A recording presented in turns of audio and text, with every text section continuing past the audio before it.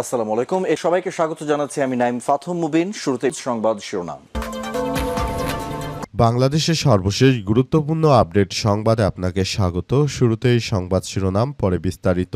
প্রথমেই জানাবো, আওয়ামী লীগের একটি অর্গানকেও ফাংশন করতে দেয়া হবে না বললেন আবিদুল ইসলাম।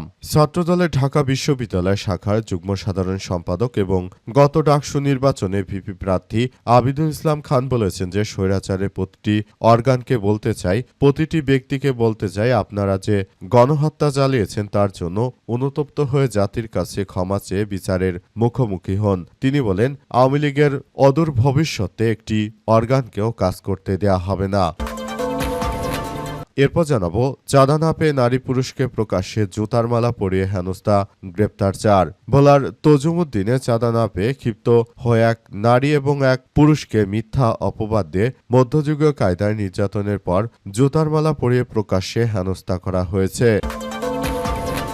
এদিকে সংসদে আইনমন্ত্রী বললেন, এনসিপির সমাবেশে হামলা, কঠোর ব্যবস্থা নেবে সরকার। সাভারে জাতীয় নাগরিক পার্টি এনসিপির পথসভায় হামলার ঘটনায় কঠোর আইনি পদক্ষেপ নেয়ার ঘোষণা দিয়েছেন আইনমন্ত্রী আসাদুজ্জামান। তিনি বলেন, এই ঘটনার সঙ্গে যারা যুক্ত রয়েছে তাদেরকে শাস্তির আওতায় নিয়ে আসব।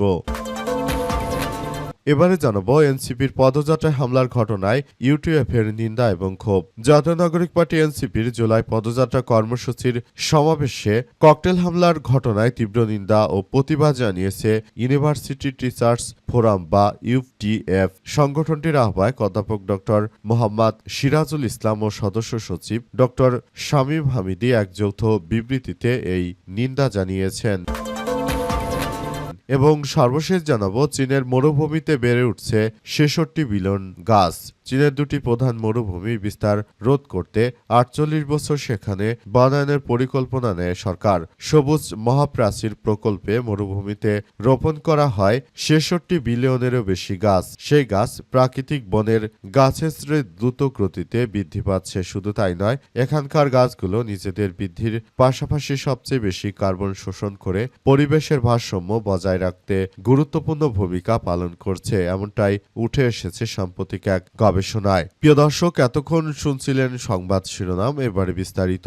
তবে তার আগে বন্ধুরা, অনুরোধ থাকবে এই সংবাদটিতে একটি লাইক দিন। এই চ্যানেলে আপনি নতুন হয়ে থাকলে আমাদের সংবাদটি দেখতে দেখতে চ্যানেলটি সাবস্ক্রাইব করে রাখুন। কমেন্ট করে বন্ধুরা আপনার মূল্যবান মতামত জানিয়ে দিন আপনি বিশ্বের কোন দেশ থেকে বা বাংলাদেশের কোন স্থান থেকে আমাদের সংবাদটি দেখছেন এবং শুনছেন। আর বন্ধুরা, সংবাদটি আপনার সোশ্যাল মিডিয়া ফেসবুকে শেয়ার করে বন্ধুদেরও দেখার সুযোগ করে দিন। গাজা যুদ্ধে আপনি যদি নিরীহ ফিলিস্তিনিদের ভালোবেসে থাকেন বন্ধুরা, কমেন্টে ইয়েস লিখে পুরো বিশ্বকে আমাদের এই তাজা আপডেটটি দেখার সুযোগ করে দিন। এবারে বিস্তারিত।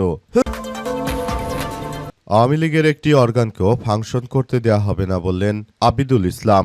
ছাত্রদলের ঢাকা বিশ্ববিদ্যালয় শাখার যুগ্ম সাধারণ সম্পাদক ও ডাকসু নির্বাচনে ভিপি প্রার্থী আবিদুল ইসলাম খান বলেছেন যে স্বৈরাচারের প্রতিটি অর্গানকে বলতে চাই, প্রতিটি ব্যক্তিকে বলতে চাই, আপনারা যে গণহত্যা চালিয়েছেন তার জন্য অনুতপ্ত হয়ে জাতির কাছে ক্ষমা ভিক্ষা করুন এবং বিচারের মুখোমুখি হন। বাংলাদেশ আওয়ামী লীগের রাজনীতি করা তো দূরের কথা, দলটির একটি অর্গানকেও দেশের মাটিতে ফাংশন করতে দেওয়া হবে না বলে একথা জানিয়েছেন আবিদুল ইসলাম। এটাই আমাদের শেষ কথা বলে জানিয়েছেন তিনি। সোমবার রাতে আবিদুল ইসলামের ফেসবুকে আপলোড করা একটি ভিডিওতে তাকে এই কথা বলতে শোনা গেছে। তিনি বলেন, আমি ভিচি চত্বরে রক্ত দেখেছি, বোনদের আহত হতে দেখেছি, একই সাথে বাড্ডাতে আমি জিলুরের রক্তাক্ত লাশ দেখেছি। সেই লাশকে সাক্ষী রেখেই হাসিনা পতনের স্লোগান তুলেছিলাম। আবিদুল ইসলাম আরও জানান, ২০২৪ সালের ৫ই আগস্ট আমি ছোট্ট আনাসের লাশ দেখেছি। সুতরাং আমি লাশ দেখে দেখে অভ্যস্ত। আমি রক্ত দেখেছি, সংগ্রাম দেখেছি। আমি যে বেঁচে আছি সেটা আমার জন্য বোনাস মনে করি। সুতরাং জুলাই মানে ১৭ বছরের আপসীন সংগ্রাম। এই সংগ্রামকে জীবিত রাখার জন্য শত অনৈক্যের মধ্যে ঐক্যবদ্ধ থেকে কাজ করে যাব ইনশাআল্লাহ। ইতিমধ্যে আবিদুল আরও জানিয়েছেন যে এদেশে কখনোই স্বৈরাচারকে আর কোনোভাবে ফাংশন করতে দেয়া হবে না। স্বৈরাচারের দোসরদেরকে বাংলার মাটি থেকে উৎখাত করা হয়েছে তারা যদি ভবিষ্যতে ফেরত আসতে চায় এই স্বৈরাচারের দোসরদেরকে আর কোনোভাবেই ছাড় দেওয়া হবে না। যে কোনো মূল্যে এই স্বৈরাচারের দোসরদের একদম ধ্বংসস্তূপে পরিণত করা হবে বলে জানান আবিদুল ইসলাম। মোট কথা তিনি এমনভাবে কার্যক্রম চালানোর কথা বলেছেন যে যাতে করে আওয়ামী সন্ত্রাসীরা দুর্বৃত্তরা তারা ভবিষ্যতে যেন আর বাংলাদেশে ফেরত আসার মতো দুঃসাহস দেখাতে না পারে বলে জানান আবিদুল ইসলাম। চাঁদা না পেয়ে নারী পুরুষকে প্রকাশ্যে জুতার মালা পরিয়ে হেনস্থা, গ্রেপ্তার 4।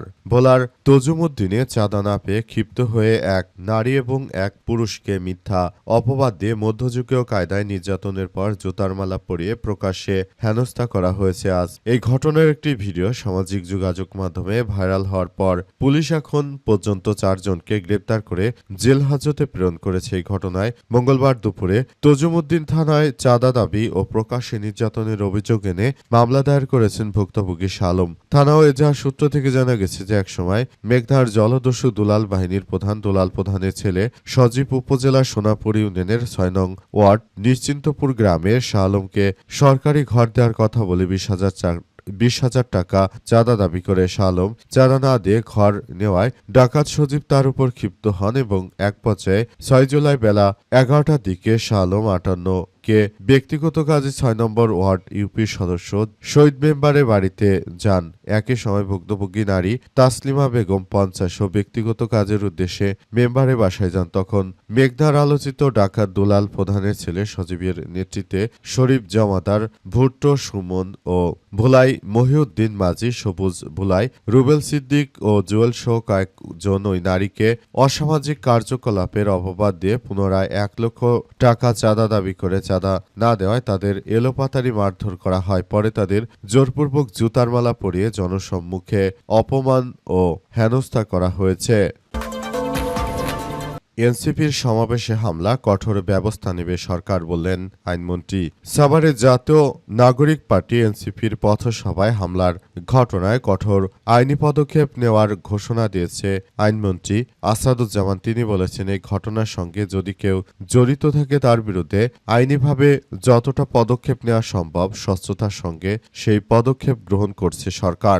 জুলাই পদযাত্রা উপলক্ষে গতকাল সোমবার সাভারে এই ধরনের কার্যক্রম চালানো হয়। এরপরই মূলত এই ধরনের ঘটনা ঘটার মধ্য দিয়ে মূলত নাহিদ ইসলাম সহ বিএনপির নেতৃত্ববৃন্দ সবাইকে উদ্দেশ্য করেই মূলত আওয়ামী দুর্বৃত্তরা তারা এই ধরনের সন্ত্রাসী কার্যক্রম চালাচ্ছিল।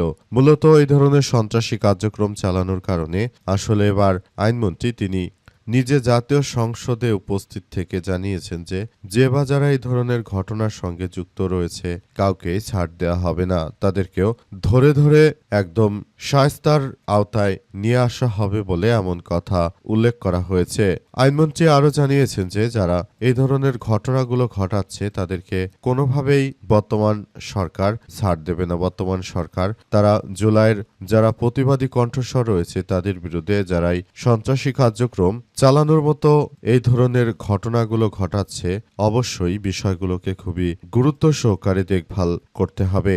আসলে পুরোপুরি কার্যক্রম যে চালানো হচ্ছে তার প্রতিটি জায়গায় সরকারের পক্ষ থেকে যথাযথ এবং যথোপযুক্ত ব্যবস্থা তারা গ্রহণ করবে।